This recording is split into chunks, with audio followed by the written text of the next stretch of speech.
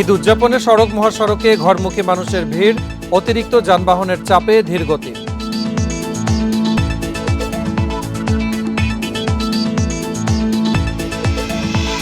সারা দেশেই জমে উঠেছে কোরবানির পশুর হাট, মাঝারি গরুর চাহিদা বেশি, ভারতীয় পশুর প্রবেশ ঠেকাতে সতর্ক প্রশাসন।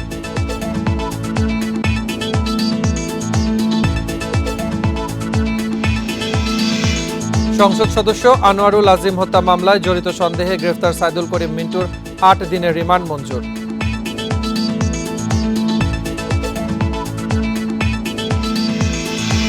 আবারও গুলি ও মর্টার শেলের শব্দে কাঁপল টেকনাফ সীমান্ত, সেন্ট মার্টিনে নৌ চলাচল বন্ধ, খাদ্য ওষুধ সংকট।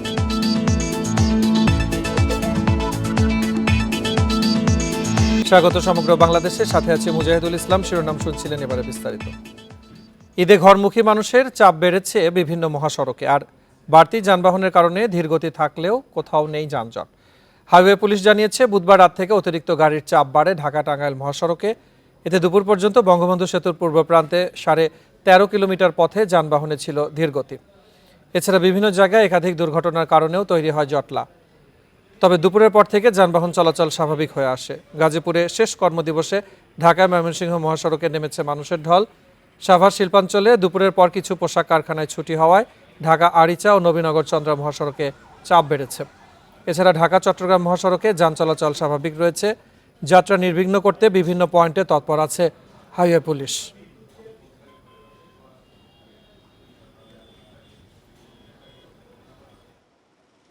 টাঙ্গাইলের এলেঙ্গা থেকে বঙ্গবন্ধু সেতু পর্যন্ত 13.5 কিলোমিটার পথ এখনও দুর্ভোগের কারণ। কয়েকবার সময় বাড়িয়েও রাস্তাটি 4 লেনে উন্নীতকরণ শেষ হয়নি 5 বছরেও। ফলে এবারও ঈদ যাত্রায় যানজটের সংখ্যায় চালক যাত্রীরা। যদিও মহাসড়কে যানবাহন চলাচল নির্বিঘ্ন রাখতে নানা পদক্ষেপের কথা জানিয়েছে পুলিশ। ঢাকা-টাঙ্গাইল মহাসড়কে 4 লেনের সুবিধা নিয়ে উত্তরবঙ্গগামী যানবাহন নির্বিঘ্নে পৌঁছায় এলেঙ্গা পর্যন্ত, কিন্তু বঙ্গবন্ধু সেতু পর্যন্ত 4 লেন প্রকল্প কয়েকবার সময় বাড়িয়েও শেষ হয়নি 5 বছরে। ঈদুল আজহায় বিপুল সংখ্যক পশুবাহী ট্রাক চলাচল করে এই পথে। তার উপর ঘরমুখী মানুষের চাপে 13.5 কিলোমিটার এই পথ হয়ে ওঠে ভোগান্তির কারণ। কুরবানির ঈদ সেই হিসাবে গরুর গাড়ি ঢুকবে, সেই হিসাবে যানজট হবে। একটু জাম লাগলে অন্য গাড়ির ড্রাইভার দেয়, ড্রাইভার ভাবে ঢুকা দেয়। ঠিকাদারি প্রতিষ্ঠানের দাবি, নির্মাণাধীন 13 কিলোমিটারের মধ্যে 8 কিলোমিটারে 4 লেনের সুবিধা দেওয়া হবে। এতে যান চলাচল অনেকটাই সহনীয় থাকবে। খুব দ্রুত গতিতে কাজ চলছে। ইনশাল্লাহ খুব শীঘ্রই আমরা আরও 4 কিলোমিটার রাস্তার কাজ সম্পূর্ণ করে ফেলব বলে আশা করছি। এবছর ঘরমুখী মানুষ খুব স্বাচ্ছন্দ্যে ঈদ করবে বলে আমরা আশা করছি। এরই মধ্যে যানজট প্রবণ এলাকা চিহ্নিত করেছে পুলিশ। সেসব এলাকায় যান চলাচল সুশৃঙ্খল রাখতে কাজ করবে আইন শৃঙ্খলা বাহিনীর 7 শতাধিক সদস্য। উত্তরবঙ্গমুখী একমুখী করে রাখি এই সময়টাতে, এবং উত্তরবঙ্গ থেকে ঢাকামুখী যে গাড়িগুলো আসে সেগুলোকে আমরা বঙ্গবন্ধু সেতু পূর্ব থানা গোলচক্কর থেকে বয়াপুর হয়ে বয়াপুর লিং রুট দিয়ে আমরা ঢাকা পাঠিয়ে দেই। এবছরে একই পরিকল্পনা হাতে নিয়েছি। এই মহাসড়ক দিয়ে চলাচল করে 21 জেলার যানবাহন। কোরবানির ঈদে সেই চাপ বেশি থাকায় এবং রাস্তার উন্নয়ন কাজ শেষ না হওয়ায় যানজটের সংখ্যা থেকেই যায়। Independent news.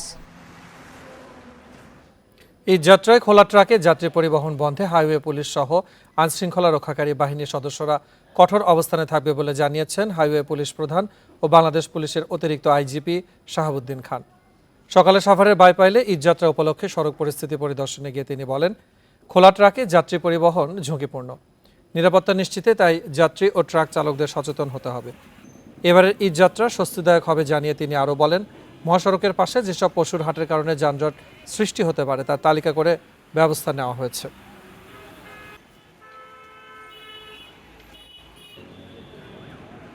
খোলা ট্রাকে, পিকআপে এই যেগুলো ঝুঁকিপূর্ণ যাত্রা, সেইটাতে আমরা কোনোভাবেই অ্যালাউ করব না। আমরা সর্বোচ্চ পরিমাণ সতর্কতার সাথে আইন প্রয়োগ করব এবং করে চলেছি আমরা। কিন্তু সবসময় তো এনফোর্সমেন্ট বা আইন প্রয়োগ দিয়ে সম্পূর্ণ একটা শৃঙ্খলা আনা যায় না। সেই ক্ষেত্রে আমাদের সচেতনতা দরকার। এ নিয়ে আরও জানাতে গাজীপুর ও টাঙ্গাইল থেকে যুক্ত হচ্ছেন সহকর্মীরা। শুরুতেই গাজীপুর থেকে যুক্ত হচ্ছেন সহকর্মী আবুল হাসান। আবুল হাসান, সড়কের যানজট পরিস্থিতি কেমন এবং ঈদযাত্রার জন্য ঢাকা ময়মনসিংহ মহাসড়ক অভিমুখে আসলে কি পরিমাণ যাত্রীর চাপ রয়েছে?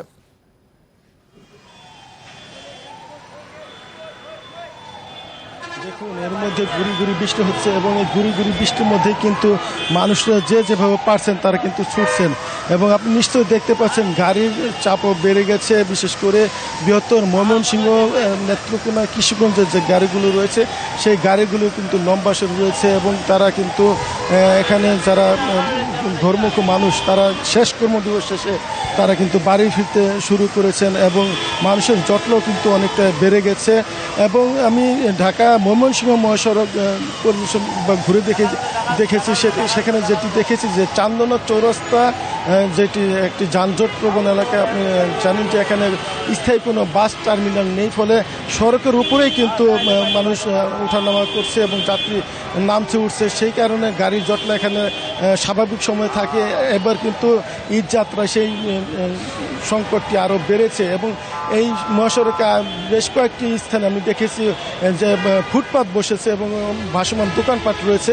সেই দোকানপাটের কারণে কিন্তু মানুষের যে হাঁটা চলা সেটি কিন্তু এখন সমস্যা হচ্ছে এবং আমি পুলিশের সঙ্গে কথা বলছিলাম। পুলিশ যেটি জানিয়েছে যে ঢাকা ময়মনসিংহ মহাসড়কের চান্দনা চৌরাস্তা এবং ভোগড়া বাইপাসে যাতে কোনো ধরনের যানজট না হয় সেজন্য তারা আলাদাভাবে নজরদারি করছেন এবং তাদের আলাদা প্রস্তুতি রয়েছে। এবং এখানে যিনি ট্রাফিক বিভাগের ডিসি রয়েছেন তিনি আমাদেরকে জানিয়েছেন যে এর মধ্যে 400 শতাধিক পুলিশ সদস্য এই মহাসড়কের বিভিন্ন পয়েন্টে অবস্থান নিয়ে কাজ করে যাচ্ছেন। যদিও এখন গুড়ি গুড়ি বৃষ্টি হচ্ছে এবং বিভিন্ন পয়েন্টে মানুষের অপেক্ষমান মানুষ রয়েছে এবং অনেকেই এই গুড়ি গুড়ি বৃষ্টিতে দূর হয়ে পড়ছেন। এবং আপনি জানেন যে এই যে ঈদ যাত্রা কিন্তু ঈদের আগ পর্যন্ত অব্যাহত থাকবে এবং এখানকার যারা সাধারণ মানুষ এবং যাত্রীরা তারা যেটি ধারণা করছেন যে আগামীকাল এবং তারপরের দিন যে পোশাক কারখানাগুলো রয়েছে সেগুলো একযুগে ছুটি হবে, সেই ক্ষেত্রে মানুষের চাপ আরও বেড়ে যাবে এবং যানজট সংখ্যা তাদের রয়েছে, বিশেষ করে চান্দনা চৌরাস্তা এলাকায় এবং মাওনা এলাকাতেও কিন্তু অবৈধ দোকানপাট রয়েছে, ভাসমান দোকানপাট রয়েছে সড়ক মহাসড়কে এবং সেইখানেও কিন্তু গাড়ির জটলা রয়েছে। গত রোজার ঈদে আমরা যেটি দেখেছি যে কোনো ধরনের অযান্ত্রিক যানবাহন বা অবৈধ দোকানপাট মহাসড়কে ছিল না, কিন্তু এবার কিন্তু সেটি আমরা দেখেছি যে অনেকগুলো দোকান বিশেষ করে ভ্যান বসানো হয়েছে এই মহাসড়কগুলোতে। ফলে উড়াল সেতু 7টি খুলে দেওয়ার পর এই ঢাকা ময়মনসিংহ মহাসড়কে যানজট যেটি অনেকটাই কমে গিয়েছিল, কিন্তু সড়কের নিচ অংশে যেখান দিয়ে এখন অবৈধ দোকানপাট বসানো হয়েছে সেই দোকানপাটের কারণে নিচ দিয়ে যে গাড়িগুলো চলাচল করছে সেখানে কিছুটা মন্থর গতি রয়েছে, কিছুটা গাড়ির গতি কমে আসছে এবং এখানে যে বিআরটির স্টেশনগুলো রয়েছে সেই স্টেশনগুলোর কাছাকাছি কিন্তু যে লেনগুলো রয়েছে সেখানে এক লেনে গাড়ি চলছে, শুরু হয়ে গেছে সেই লেন। যানজটের একটা বিশাল পরিস্থিতি সামনের দিকে হয়তো শুরু হতে যাচ্ছে যেমনটি আপনি বলছিলেন। এবারে টাঙ্গাইল থেকে যুক্ত হচ্ছেন সহকর্মী মামুনুর রহমান। মামুনুর, বঙ্গবন্ধু সেতু পর্যন্ত 13 কিলোমিটার পরিবহনের ধীরগতি রয়েছে, বর্তমানে আসলে কি অবস্থান সেখানে? ধীর গতিটি ভোর রাত থেকে সকাল 8:30 পৌনে 9টা নাগাদ ছিল, যেটা এখন অনেকটাই স্বাভাবিক রয়েছে। আমি যদি একটু দেখানোর চেষ্টা করি, এখন আমি আছি এই মহাসড়কের এলেঙ্গা পয়েন্টে। এখানে কিন্তু এখন স্বাভাবিক গতিতে আপনি দেখতে পাচ্ছেন স্বাভাবিক গতিতে যান চলাচল করছে, কিন্তু এই যে 13.5 কিলোমিটার, এই 13.5 কিলোমিটার যে নির্মাণ কাজ সেটা কিন্তু শেষ হয়নি, যে কারণে এই দুর্ভোগের আশঙ্কা যেটা করছিল এখানকার চালকেরা তার অনেকটাই কিন্তু আমরা দেখতে পেয়েছি। গতকালকে এবং আজকে ভোর রাত থেকে সকাল পর্যন্ত কিন্তু মহাসড়কের এই পয়েন্টটাতে ধীর গতি ছিল এবং কোনো কোনো ক্ষেত্রে থেমে থেমে যানজট যেটা আমরা বলে থাকি সে পরিস্থিতির সৃষ্টি হয়েছিল, যদিও বেলা বাড়ার সাথে সাথে সেটা পুলিশের তৎপরতায় যেটা স্বাভাবিক হয়েছে। আর এখন পর্যন্ত আজকে যে এখন যে 4টা বাজে এখন যানবাহনের চাপ যে খুব বেশি আছে তা না, তবে মানুষ ব্যক্তিগত পরিবহন, মোটর সাইকেল, প্রাইভেট কার এবং মাইক্রো এবং গণপরিবহন অর্থাৎ বাস যেগুলি রয়েছে সেগুলোতে মানুষ তাদের বাইরে যাচ্ছে। আর সবচেয়ে বড় যে কথা হচ্ছে যে এবছরও কিন্তু আমরা সেই ঝুঁকিপূর্ণ গন্তব্যে পৌঁছানোটা দেখতে পাচ্ছি। আজও আমরা খোলা ট্রাকে মানুষকে দেখতে পাচ্ছি, যদিও হাইওয়ে পুলিশের পক্ষ থেকে বলা হয়েছে যে খোলা ট্রাকে যাত্রী পরিবহন তারা নিরুৎসাহিত করবে বা বন্ধ করবে, কিন্তু তার যে বাস্তব চিত্র সেটা কিন্তু আমরা মহাসড়কে দেখছি না। অনেক খোলা ট্রাকেই কিন্তু পুরুষের পাশাপাশি নারী শিশুদেরকেও আমরা দেখছি যে যাতায়াত করছে। আর এই যদি বৃষ্টি একটা পরিস্থিতি সৃষ্টি হয়েছে, কিন্তু এখন পর্যন্ত এই অংশে বৃষ্টি হয়নি। যদি বৃষ্টি এসে যায় তাহলে এই যে 13.5 কিলোমিটার, এই 13.5 কিলোমিটার লম্বা অংশ সিঙ্গেল লেন, তখন কিন্তু গাড়ি যদি ধীর গতিতে চলে তাহলে কিন্তু গাড়ির দীর্ঘ সারি সহ যানজট এবং মানুষ কিন্তু অনেক ভোগান্তিতে পড়বে। জি, মামুনুর রহমান এবং আবুল হাসান, আপনাদের দুজনকে ধন্যবাদ জানাচ্ছি আমাদের সাথে যোগ দিয়ে বিস্তারিত জানানোর জন্য। ঈদুল আজহাকে সামনে রেখে সারা দেশে জমে উঠতে শুরু করেছে কোরবানি পশুর হাট। বড় গরুর চেয়ে মাঝারি পশুর চাহিদা বেশি, দাম নিয়ে ক্রেতা ও বিক্রেতাদের মধ্যে রয়েছে মিশ্র প্রতিক্রিয়া। সীমান্ত দিয়ে গরু প্রবেশ ঠেকাতে সতর্ক প্রশাসন। ঈদুল আজহার বাকি কয়েকদিন, এরই মধ্যে লক্ষ্মীপুরের 5 উপজেলার 63টি স্থায়ী ও অস্থায়ী পশুর হাট বসেছে। গতবারের চেয়ে এবার মাঝারি গরু 20 থেকে 25,000 টাকা বেশি দামে বিক্রি হচ্ছে। গত বছর থেকে দাম কিন্তু এখনো এই সহানুভূতির ভিতরে আছে, দাম বাড়তিও না কম না, ক্রেতাদের সাধ্যের ভিতরে আছে। এবার সব রকমের গরু আসে, আলাদা দিলে অনেক জায়গাতে গরু আসে, এটা তো বড় বাজার, এটার তার বাজার বাংলাদেশও নাই। পার্বত্য জেলা খাগড়াছড়িতে 52টি স্থানে বসেছে পশুর হাট। স্থানীয় চাহিদা মিটিয়ে পশু যাচ্ছে দেশের বিভিন্ন প্রান্তে। তবে যশোরের শার্শার 7 মাইল পশুর হাট এখনো জমেনি।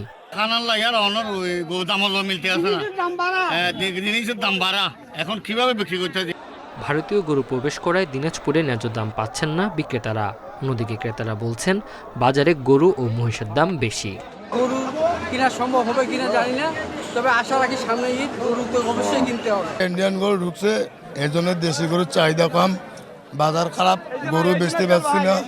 ভারতীয় গরুর কারণে প্রান্তিক খামারিরা যাতে ক্ষতিগ্রস্ত না হয় সেই বিষয়ে সজাগ থাকার কথা জানিয়েছে প্রশাসন।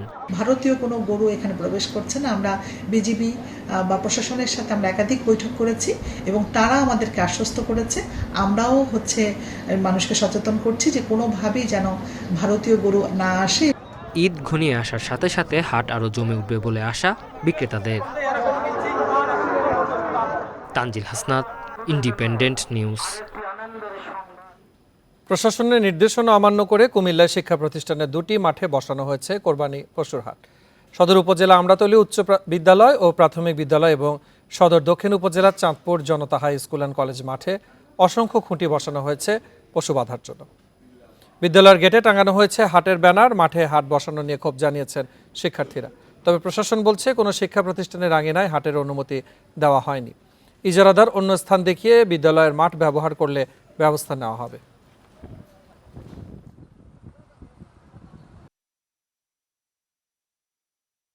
স্কুলের মাঠে বা শিক্ষা প্রতিষ্ঠানের আঙ্গিনাকে ব্যবহার করে হাটের জন্য যারা আয়োজন করতে গিয়েছিল তাদেরকে কিন্তু আমরা বন্ধ করে দিয়েছি এবং আমাদের জেলা প্রশাসকের কার্যালয় থেকে একটি হাটেরও কিন্তু সে ধরনের অনুমোদন দেওয়া হয়নি। আরও জানাতে চট্টগ্রাম ও লক্ষ্মীপুর থেকে যুক্ত হচ্ছেন সহকর্মীরা। শুরুতেই চট্টগ্রাম থেকে যুক্ত হচ্ছেন সহকর্মী অনুপম শীল। অনুপম, চট্টগ্রামে কোরবানির হাট কেমন দেখছেন? কেমন পশু সেখানে এসেছে? বেচা বিক্রি নিয়ে আসলে ক্রেতা বিক্রেতা দুপক্ষই কি বলছেন? চট্টগ্রামে আসলে হাট বসেছে, কিন্তু এখনো পর্যন্ত যে কাঙ্ক্ষিত বেচাকেনা সেটি শুরু হয়নি। অর্থাৎ আমরা এই মুহূর্তে সাগরিকা গরুর বাজারে আছি এবং দেখতে পাচ্ছেন যে ইতিমধ্যে দেশের বিভিন্ন প্রান্ত থেকে এখানে গরু নিয়ে বিক্রেতারা উপস্থিত হয়েছেন, ব্যাপারীরা উপস্থিত হয়েছেন।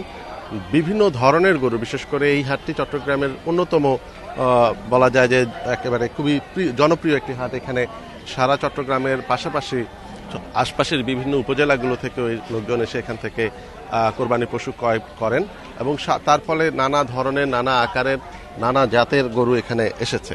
চট্টগ্রামে প্রাণী সম্পদ অধিদপ্তরের যে তথ্য সেটি বলছে যে এবার প্রায় 8 লাখের মতো পশু, কোরবানি পশুর চাহিদা রয়েছে। তবে সেই অনুযায়ী এখানে আমরা যেটি দেখছি যে চট্টগ্রামে আরও অন্তত 70 থেকে 75 হাজার পশুর মানে অর্থাৎ স্থানীয়ভাবে উৎপাদনের বাইরে সেখানে রয়েছে এবং তার ফলে এই পশুগুলো কিন্তু আশপাশের বিভিন্ন জেলা থেকে এনে সরবরাহ করতে হবে। তবে সেই অনুযায়ী প্রাণী সম্পদ অধিদপ্তর যেটি বলছে যে এখানে ইতোমধ্যে ঠিক মানে যে গরুর আমদানি হয়েছে সেটি চট্টগ্রামের মানুষের জন্য যথেষ্ট। এর বাইরে আমরা দেখছি যে প্রাণী সম্পদ মন্ত্রণালয়ের বা অধিদপ্তরের অধীনে এখানে একেবারে 3টি মেডিকেল টিম বিভিন্ন যে এই গরুর বাজারগুলো আছে সেখানে কাজ করছে এবং তারা কোনো রোগ আছে কিনা বা বিক্রেতারা যদি কখনো কোনো ধরনের এই গরুর নিয়ে বিপদে পড়েন সাথে সাথে সেখানে চিকিৎসা দিচ্ছেন। এর বাইরে ক্রেতারাও যদি তাদের এখানে কি পরিমাণ গরুর কোনো রোগ আছে কিনা বা কোনো ধরনের অসুবিধা আছে কিনা সেটি যদি জানতে চায় তারা কিন্তু সেটি দিচ্ছেন। এছাড়াও আইনশৃঙ্খলা রক্ষাকারী বাহিনী পাশাপাশি এখানে বিভিন্ন ব্যাংকের বুথ খোলা হয়েছে, জাল নোট শনাক্তকরণ করার জন্য বুথ খোলা হয়েছে। তো সবকিছু মিলিয়ে আসলে বেচা বিক্রি শুরু না হলেও মানে হাটের যে জমজমাট পরিস্থিতি সেটা কিন্তু ইতিমধ্যে শুরু হয়েছে। অনুপম, আপনি সাথে থাকুন। এবারে আমরা যাব লক্ষ্মীপুর থেকে জানাবেন সহকর্মী আব্বাস হোসেন। আব্বাস, যেমনটি আমরা চট্টগ্রামে দেখছিলাম যে এখনো বাজার জমজমাট হয়নি, লক্ষ্মীপুরের বাজার কেমন দেখছেন এবং বেচা বিক্রি নিয়ে ক্রেতা বিক্রেতা উভয় পক্ষ কি বলছেন?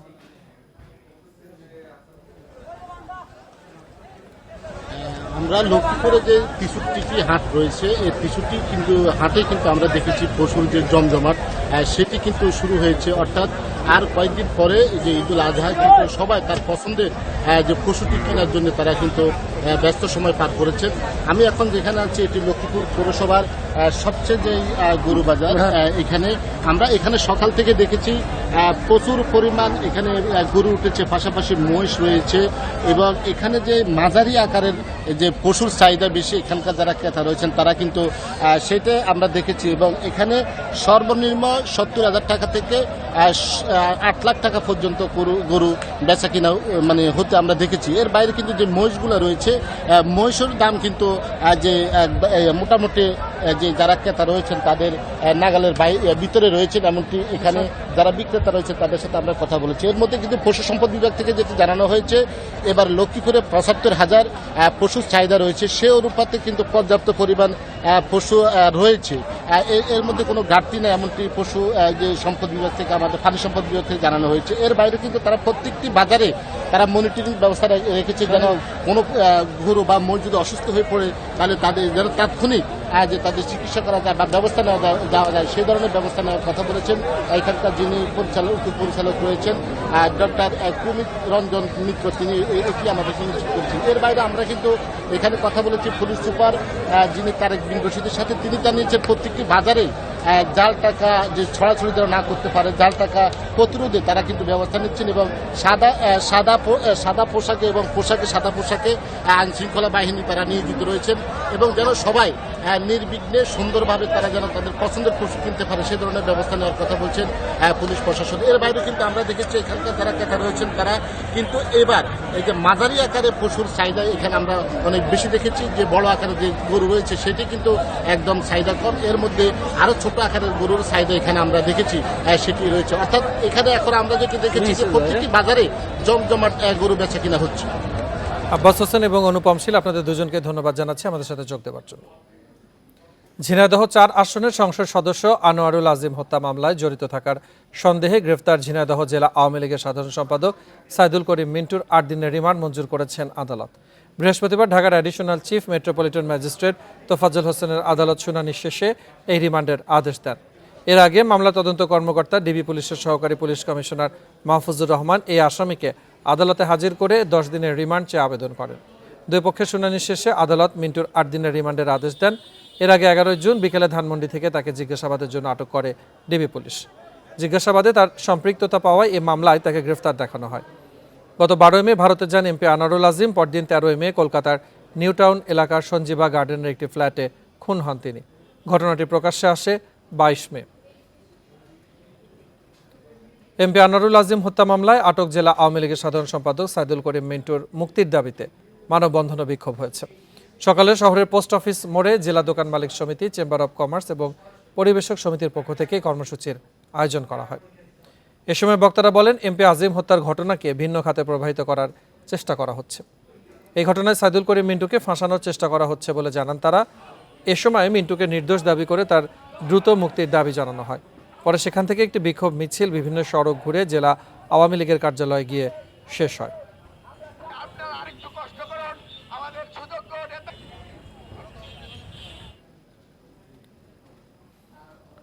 ফের গোলাগুলি আর মর্টার শেলের শব্দে কেঁপে উঠল টেকনাফের শাহপুরীর দ্বীপ ও প্রবাল দ্বীপ সেন্ট মার্টিন। মধ্যরাত থেকে থেমে থেমে আসার শব্দে আতঙ্কে দুই দ্বীপের বাসিন্দারা। স্থানীয়রা জানান, মিয়ানমারের মংডু শহরের হাসুরাতা ও মেরুল্লা গ্রাম থেকে ব্যাপক মর্টার শেলের শব্দ শোনা যাচ্ছে। এদিকে মিয়ানমার সীমান্ত থেকে বাংলাদেশের দিকে গুলি চালানোর কারণে 7 দিন ধরে টেকনাফ সেন্ট মার্টিনের যোগাযোগ বন্ধ রয়েছে। এর জেরে ওষুধ, খাবার ও নিত্য প্রয়োজনীয় পণ্যের সংকটে পড়েছেন দ্বীপের প্রায় 10,000 বাসিন্দা। তবে টেকনাফ সেন্ট মার্টিন নৌ রুটে চলাচলের বিকল্প রুট খোঁজা হচ্ছে বলে জানিয়েছে জেলা প্রশাসন।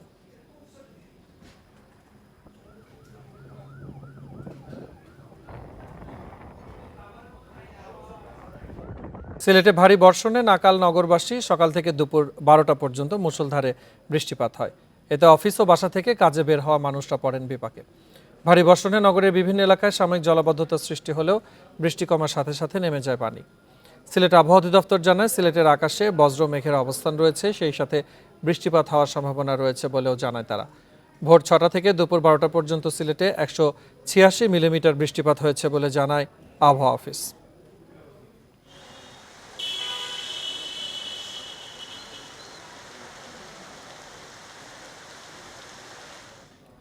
সড়ক দুর্ঘটনায় 5 জেলায় 8 জনের মৃত্যু হয়েছে। এসব ঘটনায় আহত হয়েছেন আরও 4 জন। গতকাল সন্ধ্যায় পিরোজপুরের পৌর গোরস্থান এলাকায় যাত্রীবাহী বাসের চাপায় অটোরিকশার 3 যাত্রী আহত হন। পরে হাসপাতালে নেওয়া হলে চিকিৎসক একজনকে মৃত ঘোষণা করেন। গতরাতে সাতক্ষীরার পাটকেল ঘাটায় সড়কে দাঁড়িয়ে থাকা একটি ডাম্প ট্রাকে পণ্যবাহী ট্রাকের ধাক্কায় 2 জন নিহত হন। এছাড়া ভোমরা স্থলবন্দরে ভারতীয় একটি ট্রাক থেকে পাথর খালাসের পর ট্রাকে উঠতে গিয়ে পিছলে পড়ে যান চালকের সহকারী। এ সময় অন্য একটি ট্রাক চাপা দিলে নিহত হন ভারতের বাসিন্দা শাহিন মণ্ডল। দিনাজপুরের বাড়াইহাটে ট্রাকের ধাক্কায় অটোরিকশার 2 যাত্রী নিহত হয়েছেন, আহত হন আরও 2 জন। এছাড়া রাজশাহী ও শেরপুরে সড়ক দুর্ঘটনায় মারা গেছেন 2 জন। পাবনার কলেজ ছাত্র আব্দুল গাফফার মাসুম হত্যা মামলায় 3 জনের যাবজ্জীবন কারাদণ্ড দিয়েছে আদালত। দুপুরে বিশেষ জেলা ও দায়রা জজ আদালতের বিচারক আহসান তারেক এই আদেশ দেন। দণ্ডপ্রাপ্তরা হলেন সিরাজগঞ্জ জেলার চৌহালি থানার মিনিদিয়ার চর এলাকার মোহাম্মদ আজিম এবং বাউসা এলাকার মোহাম্মদ শহীদুল ও সাবেদ আলী। মামলার এজাহারে জানা যায় 2015 সালে মাসুমকে অপহরণ করে আসামিরা। মুক্তিপণের টাকা না পেয়ে তাকে হত্যা করে যমুনা নদীতে ফেলে দেয়। এই ঘটনায় মামলার পর 2016 সালে চার্জশিট দেয় পুলিশ। সাক্ষ্য প্রমাণ শেষে আজ এই রায় দেয় আদালত। পরে 3 আসামিকে কারাগারে পাঠানো হয়।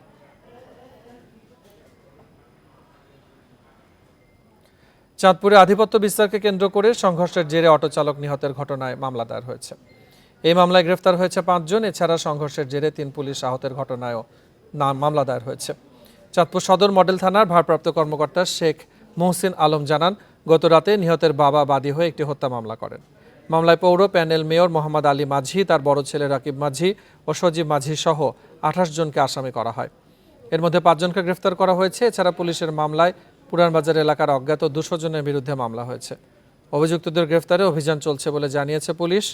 গত মঙ্গলবার খেলার মাঠকে কেন্দ্র করে ওয়ার্ড ছাত্রলীগের সভাপতি শান্ত হাওলাদার ও প্যানেল মেয়র মোহাম্মদ আলী মাঝির ছোট ছেলে সজীব মাঝির সমর্থকদের মধ্যে সংঘর্ষের জেরে নিহত হন অটো চালক আল আমিন।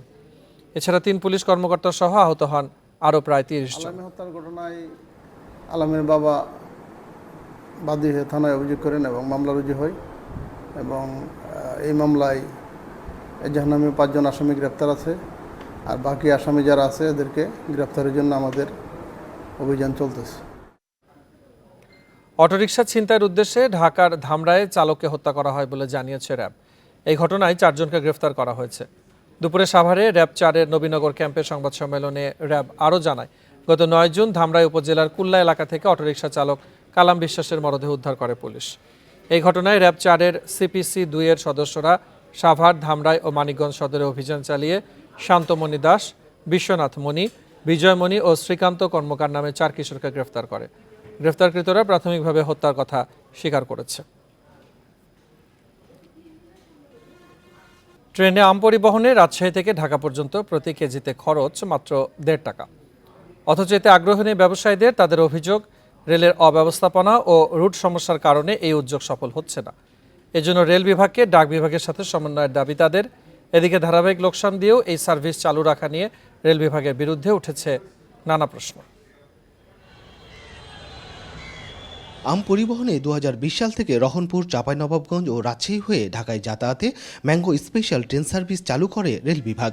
প্রতি কেজি আম পরিবহনে খরচ 1 টাকা 47 পয়সা। এতেও সাড়া নেই ব্যবসায়ীদের।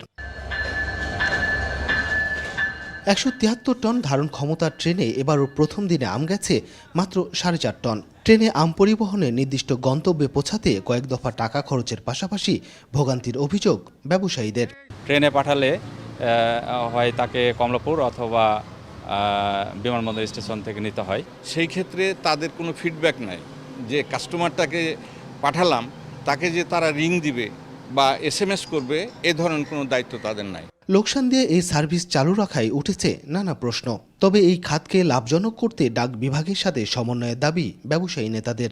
ডাক বিভাগ একেবারে বন্ধ অবস্থায় আছে, সেই ডাক বিভাগকে কাজে লাগার জন্য। তারই ফলশ্রুতিতে সচিব মহোদয় একটা কথা বলেছিল যে আমাদের সাথে এমইউ হচ্ছে এসএ পরিবহন আর সুন্দরবনের সাথে। যদি এসএ পরিবহন এবং সুন্দরবনের সাথে এমইউটা হয়ে থাকে তাহলে কেন ব্যবসায়িকদেররা কাছে এই মেসেজটা পৌঁছাতে পারলো না, তার ব্যর্থতা কে নেবে? প্রতি বছর ধারাবাহিকভাবে লোকসান হলেও তা লাভজনক করতে তেমন পদক্ষেপের কথা জানাতে পারেননি কর্তৃপক্ষ। মাননীয় মন্ত্রী আমাদের রাজশাহীতে এসে আমাদের বিভাগীয় কমিশনার অফিসে আমাদের বিভিন্ন স্টেক হোল্ডার সংশ্লিষ্টদের সাথে শেয়ার করেছেন বিষয়টা। এটা একটা প্রচারের একটা অংশ হিসেবে এবং এটা হবে আমরা আশা করি। আমরা আম মাত্র শুরু হয়েছে। 2020 সাল থেকে 23 সাল পর্যন্ত আম পরিবহন করে মোট আয় হয়েছে 46,29,140 টাকা। এর বিপরীতে 1,47,22,000 টাকা লোকসান গুনতে হয়েছে রেল বিভাগকে। Mustafizur Rahman, Independent News, Rajshahi. Washington অ্যাকর্ডের সিগনেটরির স্বীকৃতি পেল ইঞ্জিনিয়ার্স ইনস্টিটিউশন বাংলাদেশ। এর ফলে দেশের প্রকৌশলীরা সরাসরি যুক্তরাষ্ট্র সহ 23 দেশে চাকুরির আবেদন করতে পারবেন। বুধবার নয়াদিল্লিতে আন্তর্জাতিক ইঞ্জিনিয়ারিং সম্মেলনে এই সিদ্ধান্ত হয়। প্রকৌশলীরা বলছেন এই স্বীকৃতির মাধ্যমে প্রকৌশল শিক্ষা আন্তর্জাতিক স্বীকৃতি পেল। প্রতি বছর দেশ থেকে প্রকৌশল শিক্ষা শেষ করে বিদেশে পাড়ি জমায় অনেকে। এদের কেউ উচ্চশিক্ষার জন্য যায়, অনেকে চাকরির জন্য যায়। দেশ থেকে যারা যায় তাদেরকে সেই দেশে ইঞ্জিনিয়ারিং কাজ করতে হলে সেখানে আবার পরীক্ষা দিতে হয়। এখন থেকে ইঞ্জিনিয়ার্স ইনস্টিটিউশনের সনদ যাদের থাকবে যুক্তরাষ্ট্র, যুক্তরাজ্য, অস্ট্রেলিয়া সহ 23টি দেশে আর এই পরীক্ষা দিতে হবে না। কারণ ওয়াশিংটন অ্যাকর্ডের পূর্ণ সিগনেটরি সদস্য হয়েছে বাংলাদেশ। তারা আন্তর্জাতিক মানের শিক্ষা ব্যবস্থা শিক্ষা তারা গ্রহণ করছে, এইটা হলো বড় সুবিধা। এবং বাইরে গেলে যে বাংলাদেশের ইঞ্জিনিয়ারিং ডিগ্রি ওয়ার্ল্ড অ্যাক্রেডিটেড আন্তর্জাতিক মানের, সুতরাং সেটা তারা তো সেটার মর্যাদাটা তো পাবেই। শিক্ষকরা বলছেন উচ্চশিক্ষার জন্য বিদেশে গেলে অনেক সময় আন্ডার গ্রাজুয়েট পর্যায়ের অনেক কোর্স করতে হতো, যা এখন থেকে আর লাগবে না। অ্যাক্রিডিয়েটেড যে সকল প্রোগ্রাম থেকে যেসব শিক্ষার্থীরা ডিগ্রি অর্জন করবে তারা এইসব দেশে গেলে সরাসরি তারা কিন্তু সেই ডিগ্রিগুলো রেকগনাইজড হবে। ইঞ্জিনিয়ারিং ইনস্টিটিউশনের অ্যাক্রিডিটেশন আছে 29টি বিশ্ববিদ্যালয়ের। এই সুবিধা নিতে হলে বাকি বিশ্ববিদ্যালয়গুলোকে এর আওতায় আসতে হবে। নূরে আলম, ইন্ডিপেন্ডেন্ট নিউজ, ঢাকা। গাজীপুরের কাপাসিয়াতে পুলিশের ওপরে হামলা চালিয়ে দণ্ডপ্রাপ্ত আসামি ছিনিয়ে নেওয়ার মামলায় ইউপি চেয়ারম্যান MA জলিল সহ 2 জনকে গ্রেফতার করেছে পুলিশ। ভোরে তাদের গ্রেফতার করা হয়। পুলিশ জানায় কাপাসিয়ার উজলি দিঘিরপাড় বাজারের পাশে মহাসড়কে হাট বসিয়ে যান চলাচলে বিঘ্ন ঘটানোয় বুধবার বিকেলে অভিযান চালান নির্বাহী ম্যাজিস্ট্রেট AKM লুৎফর রহমান। এ সময় একজনকে সাজা দেয় ভ্রাম্যমাণ আদালত। আসামিকে নিয়ে আসার সময় কয়েকজন পুলিশের ওপরে হামলা চালিয়ে তাকে ছিনিয়ে নিয়ে যায়। পরে পুলিশ বাদী হয়ে কাপাসিয়া থানায় মামলা করে।